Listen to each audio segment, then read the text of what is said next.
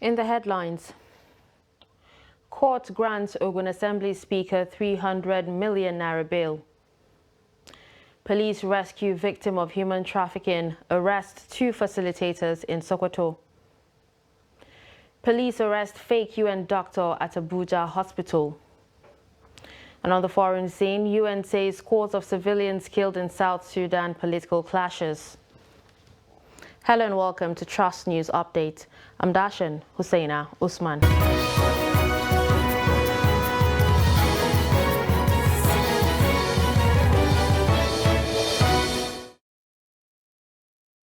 Now the news in full.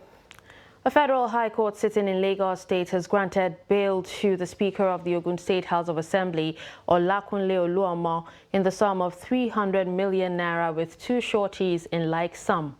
Justice Daniel Osiago on Tuesday granted bail following no objections from the EFCC.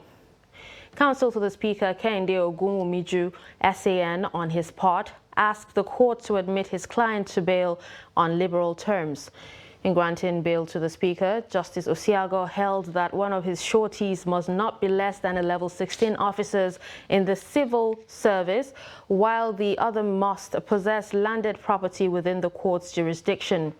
The court granted the second and third defendant bail in the sum of 100 million naira with 2 shorties also in like sum.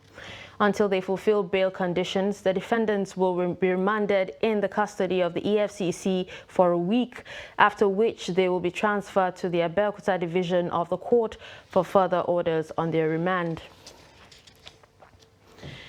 Kano State government says more than 15% of its annual budget was allocated to the health sector in 2021 and 2022. The State Commissioner for Health, Dr. Aminu Tanyawa, said this in Kaduna after a workshop organized to develop the 2023 Health Sector Annual Operational Development Plan. The report. According to the Commissioner of Health, Kano State has developed the second state health sector strategic plan from 2018 to 2022. The health sector strategic plan has clearly identified key high infant intervention that have been proven to have huge benefit in improving health indices in Kano State. He said the annual operational plan has enormous benefit not only to the sector but to the people of Kano State. The development of one unified evidence-based annual operation plan for health sector has enormous benefit, one of which includes the continuous increase of budgetary allocation and releases to the health sector. Despite the current economic challenges, Kano State has achieved about 15% allocation to the health sector in 2021 as well as 2022. Sanyawa also highlighted key priority areas of 2023 annual operational plan that the Kano State government wants to achieve in order to improve healthcare delivery in the state. The key priority areas for 2023 annual operation plan include the establishment of malnutrition treatment center as well as geriatric center, establishment of ICT center in the Ministry of Health, strengthening service delivery and quality of care in secondary and primary health facilities, implementation of phase 1 minimum service package, increased enrollment of vulnerable as well as informal sector by Kano State Contributory HR Management Agency. The Commissioner said the Kano State government has come up with many interventions to ensure the sustainability of the operational plans, especially towards achieving universal healthcare coverage. Bella Musa, Trust TV News, Kaduna. Health professionals have urged members of the public to follow the due process of accessing health facilities and the appropriate health practitioners in treating ailments of any kind. Many Nigerians prefer to patronize patent and proprietary medicine vendors, pharmacies, and other drug dispensaries to get care instead of visiting the clinic or hospitals. Each cadre has a position in the healthcare value chain, as Trust TV's Aisha Salihu explains. Accessing healthcare services at clinics or hospitals for some people have proven difficult due to a number of factors associated with costs, access, shortage of health personnel, shift in healthcare demography, among others.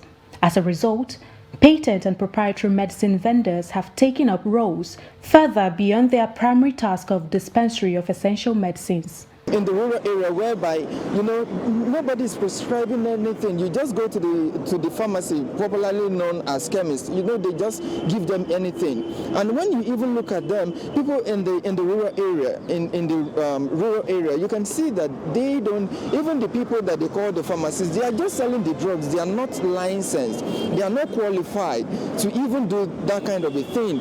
Some patients, instead of wasting their time in the hospital, they find it easier going to the pharmacist. In as much as they have hospitals, primary health care facilities in those areas, they want to make medicine accessible to people. So essential medicines, which are called over-the-counter medications, can be accessed from those PPMV. We are experiencing significant shortage in healthcare personnel, so access is a challenge, and people seem to associate drugs with health. So definitely where you have drugs domiciled, you would generally feel that you can access healthcare to a large extent. However, the conversation has moved from the rivalry within the practice of community pharmacists and physicians at the clinics or hospitals. Health practitioners are advocating for patient education at all levels on the right channels to be followed in accessing healthcare. But to start with, strengthening of the primary healthcare centers must be strengthened. Everybody's supposed to work together for the health of the patient. As many of our brothers and sisters immediately are enrolled one way or the other, this will now mean that they don't need to pay for consultations to see a doctor. We need to be able to network with pharmacists to ensure that even when people go to the pharmacy, and the pharmacy should serve as a platform for referral. In order to achieve quality health care, it is advised that patients shun the age-long practice of patronizing pharmacies, patent medicine stores, and other dispensary channels. The right thing to do is to access the healthcare centers which keep records of their medical history with proper diagnosis before referrals are made to the pharmacies. Aisha Salihu, Trust TV News, Abuja. An imposter, Obiako Chukwuemeka, who has been parading himself as a United Nations humanitarian medic at the National Hospital Abuja, has been arrested and handed over to the police. A source within the Federal Capital Territory Police Command confirmed that Chukwuemeka, whose origin and age are yet unknown, has since been detained pending his arraignment.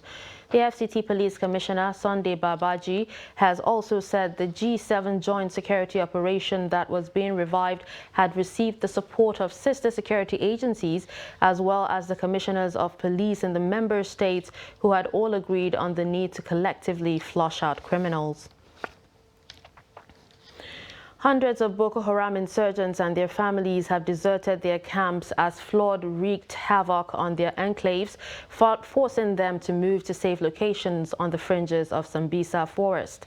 This comes after 70 fighters got drowned and over 200 insurgents, including 5 commanders, were killed following the airstrikes by the Nigerian military at the weekend. Reports say the overflow of the Yadzaram River affected several insurgents' camps in Shori, Kumshe Ward, and Gaizua axis Sunday morning and prompted the relocation. Meanwhile, Goni Farouk, a top Boko Haram commander, reportedly surrendered to the troops at Banki Junction in Bama local government area of Borno State on Sunday. Farouk came out with a motorcycle, RPG, anti-aircraft gun, AK-47, 5 magazines with live ammunition, solar panels and clothes, among others. Terrorists were said to have blocked the Bernongwari to Funtua Road in Kaduna State, killing 2 persons and abducting scores of others. The chairman of the Bernongwari Emirate Progressives Union, Ishaq Kasai, in a statement on Monday, said the terrorists killed a commercial driver and abducted several travelers. He said the bandits blocked the road since Thursday, which coincided with Bernengwari Market Day. The report further said the bandits attacked the Damari community on Saturday, killed one person and looted several shops. The chairman said there is the need for mobilization of troops to the western part of Bernengwari, particularly in the Kagangi and Randagi axis, which shares boundaries with Zamfara and Niger states. The Sokoto State Police Command said it had rescued a female victim from the hands of a human trafficking syndicate at Ilela border town. The Commissioner of Police said the quick intervention of the police to rescue the victim was part of the operation of the recently launched X Squad by the Sokoto Police Command. He said the victim was trapped at Ilela border town on her way to Niger Republic when she sighted police, and her trafficker asked her to go into hiding, which she complied with, but later made a distress call to Sokoto Police. 2 members of the syndicate were arrested and apprehended. The police further reiterated that concerted efforts would continue until all members of the syndicate are rounded up. The commissioner further called on the public to continue to support security agencies in their efforts towards addressing all forms of crimes and criminality across the states. The Osun State Commander of the Nigeria Security and Civil Defense Corps has arrested a 33-year-old man, Gbenga Olamilekan. He was arrested for breaking and entering into a house in Ilesha, where he allegedly stole a television set, clothes, and other items. The public relations officer for NSCDC in the state, Kemi Adeleke, told Trust TV's Hamid Oyegbade that the suspect confessed to the crime and that he would be charged to court. It's all about a case of unlawful entry, which was reported at our area command, Ilesha Area Command A, by someone in Ilesha.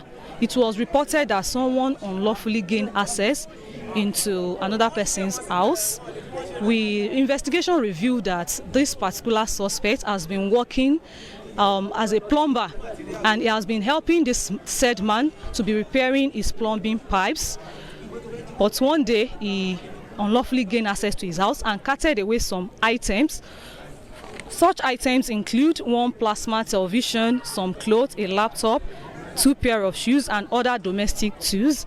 On investigation, the suspect actually confessed to have committed the crime, but I want to assure you that in no time he will be charged to court for prosecution. At least 5 persons have been confirmed dead in a boat accident at Martaba village of Gwaram local government area of Jigawa State.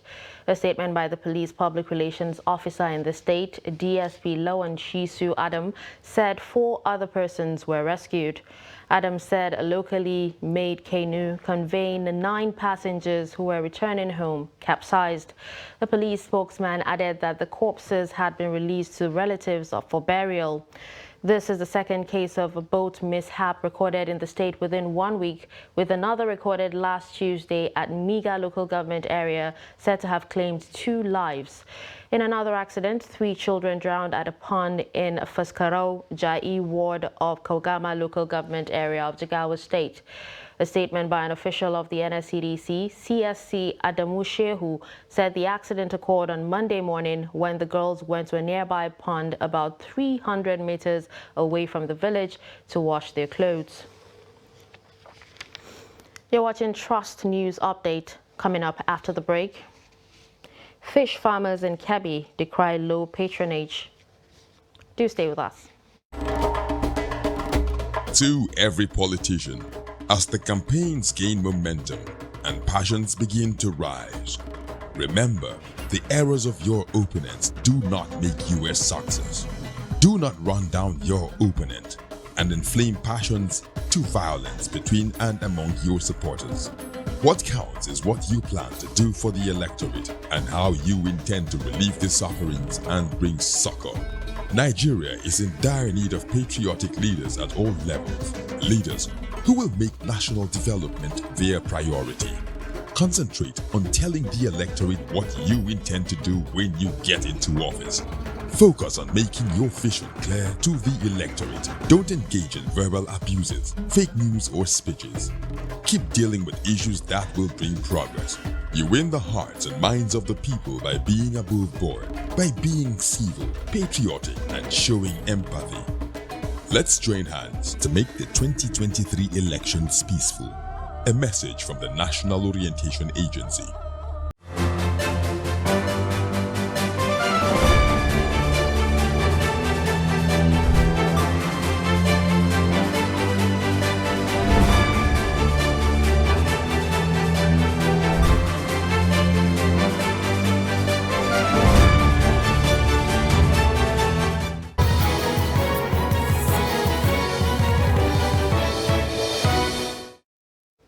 Welcome back and thanks for staying with us. Let's take a look at some of our top stories.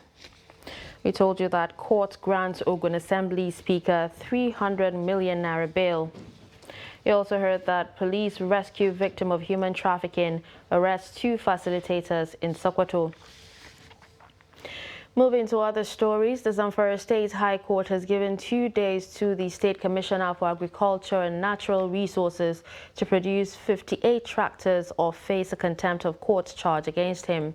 The State High Court gave the order while delivering a ruling on the Madamu application filed by one Kabiru Dumburu to compel Justice Mukhtar of the State High Court 3 to sign the application for the sale of the properties. The report. The presiding judge of the High Court 2, Justice Bello Shinkafi, granted the application compelling Justice Mukhtar of the High Court 3 to sign forthwith the order to allow for the sales of the movable properties attached to satisfied debt. Counsel to the complaint said while the case was pending in court, his client was reliably informed that the 58 tractors kept at the State Ministry of Agriculture and Natural Resources have been moved away from the ministry by the serving commissioner and other persons, an allegation which the respondent did not deny. The counsel explained that his client had supplied 1,500 motorcycles to Zamfara State Government 12 years ago, but the state government is yet to pay his client. There are properties, 58 numbers of tractors which were attached, kept at the Ministry of Agri and Natural Resources. Reliably, we were informed that under the serving commissioner with other persons, they went and moved away this property, consequent upon which we also informed the court. And the respondent did not deny that they indeed admitted that they moved this property. So the court, in its wisdom, also gave an order that within 2 days from today, that the Honorable Commissioner for Ministry of Agri should, as a matter of urgency, bring those 58 tractors that have since been attached by the order of this court. Counsel to the respondents declined to comment on the outcome of the State High Court's 2 ruling on the application compelling Justice Mukhtar to sign the application for the sales of the vehicles attached to satisfy the debt. The Zamfara State High Court 3 had delivered a judgment in 2009 ordering the state government to pay the debt of 211 million naira to one Kabiru Dumburu, which the window given to the respondents to appeal the judgment had expired. The suit filed at the Upper Sharia Court won by the Zamfara State government against the dethroned Emir of Dansadao Emirate in Maru local government area over alleged complicity in banditry activities in the troubled area has again suffered a setback as the prosecutors are unable to present witnesses and evidence for the 7th consecutive time. The prosecutors were expected to come forward with their evidence and witnesses to give testimonies, but claimed that the only witness that agreed to come disappeared before court sitting. The report. The prosecutors asked the court to issue an order to compel the witness who received the summons to testify against the dethroned Emir of Dansadao Emirate to come on the 23rd of September, which the case has been adjourned to. The presiding judge, Hadi Sani, after listening to the arguments of both counsels on the matter, issued a court order to compel the witness to appear in court on the adjourned date for the continuation of the hearing. One of the prosecutors, Barrister Ibrahim Umar, cited insecurity in the Dansadao area as one of the reasons causing the delay in presenting the 5 witnesses to give testimonies in court on the allegations against the dethroned Emir over his complicity in banditry activities in the state. He said 2 of the witnesses are living in Gusau Metropolis, who are expected to be served with the summons to appear in court this Monday to testify, but only one was served, who came to the court and later disappeared. We are all aware that Zamfara State and a critical insecurity prevailing all over the area, particularly this area where the Tron area was camped. Lansado, it is privileged information. It is notorious fact that it is not easy for somebody to convey himself to Lansado this much. Insecurity is overwhelming over there. We have to apply tactics in inviting our witnesses. Counsel to the dethroned Emir of Lansado, Barrister Bello Kotorkoshi, argued that this is the 7th court sitting where the police and the Office of the State Attorney General and Commissioner for Justice failed to open the case and present witnesses. Therefore, he asked the court to discharge his client and dismiss the suit. The case was adjourned to this date for continuation of presentation of evidence and facts. The last date, the State Counsel or the representative of the Attorney General took a date that they would present their witnesses today. And they issued a witness summon to the witnesses.